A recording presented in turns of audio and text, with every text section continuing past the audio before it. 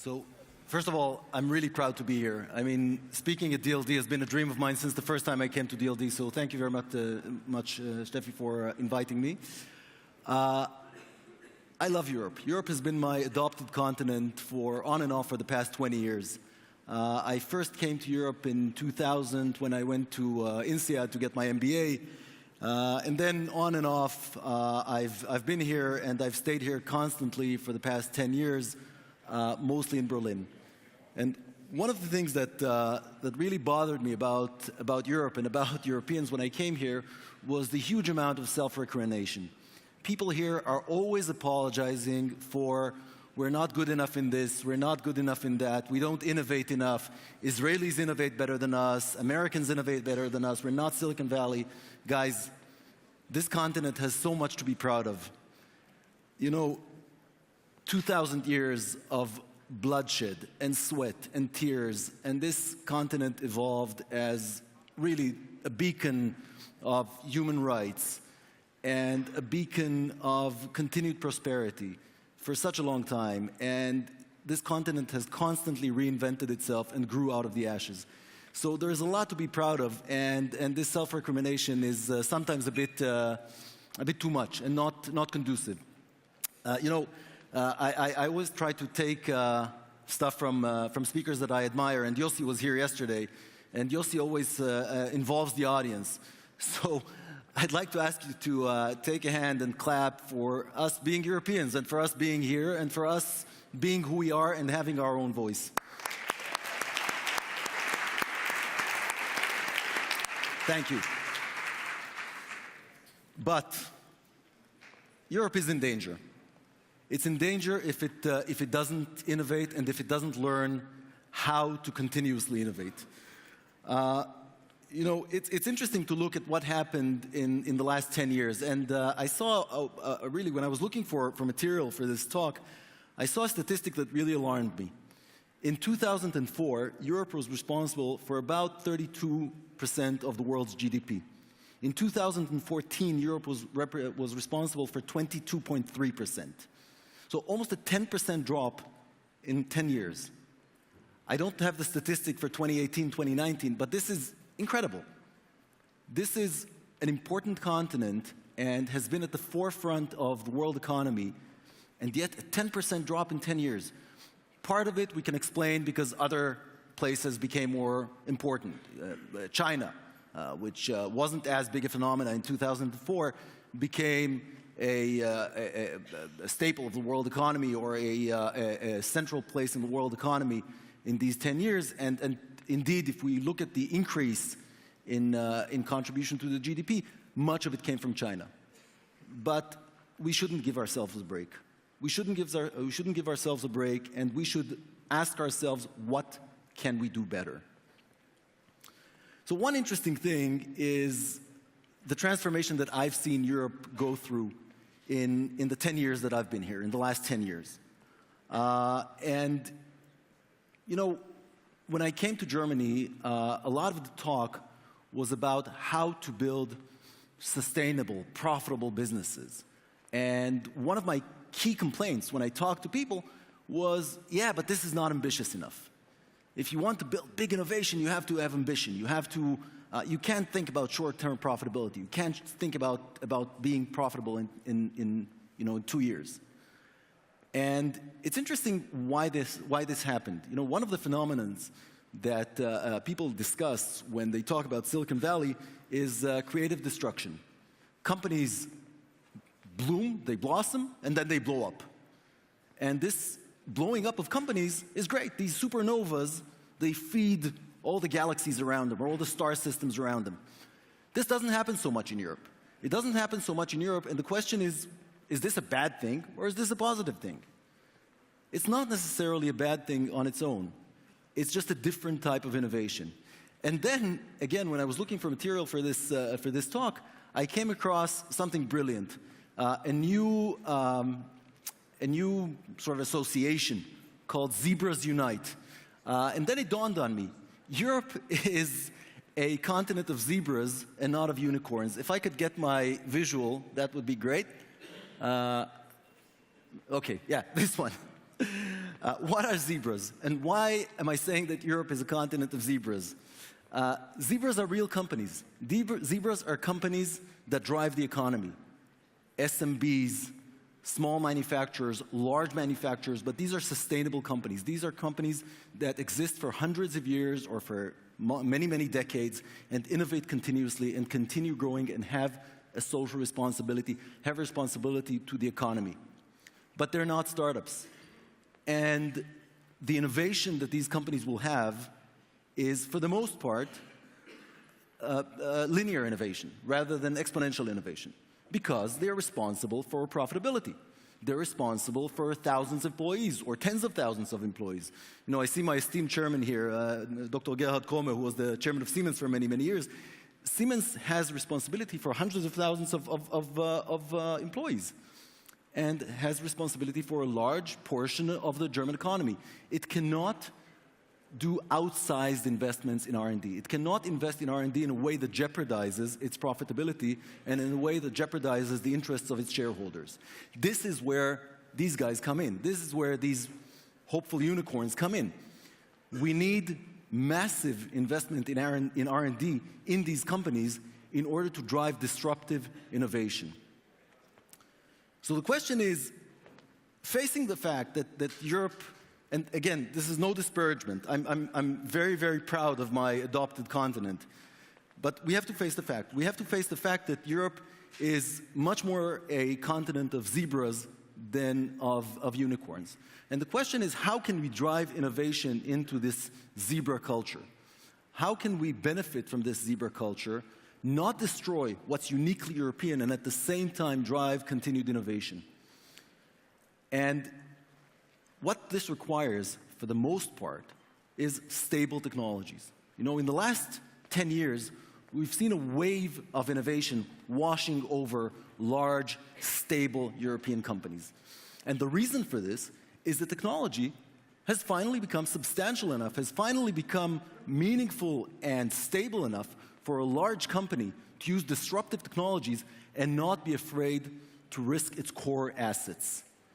And if we look at industries that are truly European, and I love this truly European thing. You know, if you look at the target decks, at the decks of my venture capital fund, we talk again and again and again about industries that are truly European. So which industries are truly European? Manufacturing, financial services. So look at banking and insurance, right? These are European industries through and through. Manufacturing is a very, very European industry. Yes, there is manufacturing in other parts of the world, but Europe is very, very strong in manufacturing. Retail. All of these things require innovation, and this innovation needs to be driven by the startup world. So one of the things that I encourage you, in order to not lose another decade, I'm exaggerating a bit because we certainly didn't lose the last decade. The last decade has been great for Europe and it's been great for European innovation. But if we want to continue this, we need to keep investing in innovation and we need to drive innovation to the edges of Europe. And this is one of my pet peeves and pet passions at the same time. Innovation has to be inclusive. Our ecosystem, our innovative and entrepreneurial ecosystem has to be inclusive. It has to go to the edges of Europe. It has to include Central and Eastern Europe. It has to include smaller European countries and emerging economies. And one of the things that I've consistently tried to do is invest in these places. You know, places like Warsaw 10 years ago or 15 years ago when we started working in Warsaw. Or places like Barcelona, which, you know, today is a given that people need to invest in Barcelona, but it wasn't such a given at the time. So first of all, innovation needs to extend to the edges, one. Second thing, innovation needs to extend to groups that are disenfranchised. And this is mainly two groups, and this needs to be a psychological change in all of our minds. One group, and I'm saying this with embarrassment, really, is women.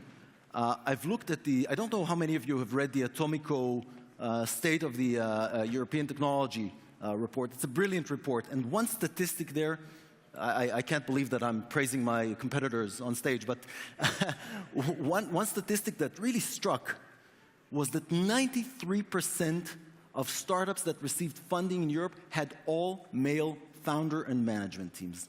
This is an impossible figure. It is horrible. We are disenfranchising 50% of the population. We have to do better. Venture capital funds have to have more women partners. We have to have more women on our investment teams. We have to invest in teams that are led by women. We have to accommodate our thinking to teams that are led by women and not only by men. And this is a transformation that we as an industry, we as a venture capital industry, have to go through. The other disenfranchised group, and this is really something that I can't talk enough about, you know, if I start on a rant, then Steffi will pull me off stage, is immigrants. Immigration is the lifeblood of innovation.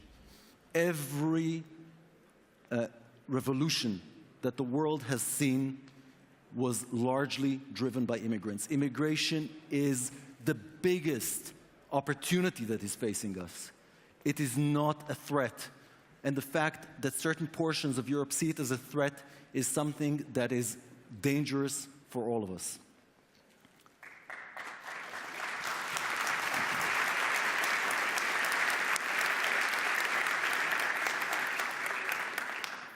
And then, you know, I want to say a few words about education, because education is extremely important, and I think we tend to undervalue the immense contribution that education has to sustained innovation.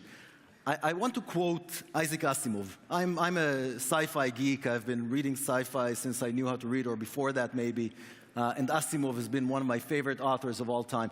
And in 1980, Asimov said that there is a cult of anti-intellectualism in the US.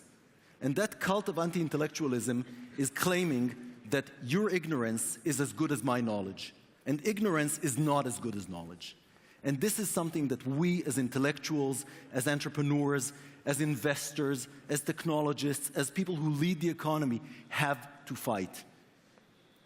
The proliferation of knowledge, the proliferation of education to everyone, and especially to the disenfranchised groups that I was talking about before, is critical if we want to sustain innovation. Europe, and this is something that Europe is falling behind on. Europe is falling behind on technological education. You know, my kids have gone to European school for the past 10 years. The amount of technological education that they've received was subpar. And I see that I see that when I talk to my friends in other European countries, and this is something that we have to take heed of. I want to say a couple of final words. Because I really believe that we have great potential and great assets. And we have to take advantage of these assets and bring them into our day-to-day thinking and into our day-to-day, and into the way we conduct our day-to-day business.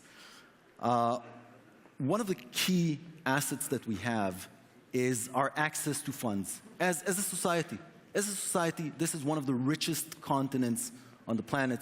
This is a stable and vibrant economic ecosystem that has access to a lot of capital as a result of that. The problem is that this capital does not always go to the right places. We should ask ourselves how we direct capital into these places. And this requires something of all of us. Investing in innovation, in true innovation, requires patience. We cannot invest in innovation and expect to reap the fruit 5 years later or 3 years later. You know, many of the investments that I've made over the past 10 years are in things that mature very quickly. E-commerce, you know, one of the greatest companies that came out of Germany, Delivery Hero, where a lot of my friends here have been involved, is a very good example of a quick company, a company with a quick turnaround. You invest massive amounts of money, you acquire substantial market share, and then you can reap the benefits of this investment. When you invest in technology, when you invest in real basic technology, things like flying cars, one of my favorite subjects, you have to wait. These are things that take decades. and I would urge my investor friends for patience and for constructing their funds in a way that is allowing this innovation to happen. Thank you very much.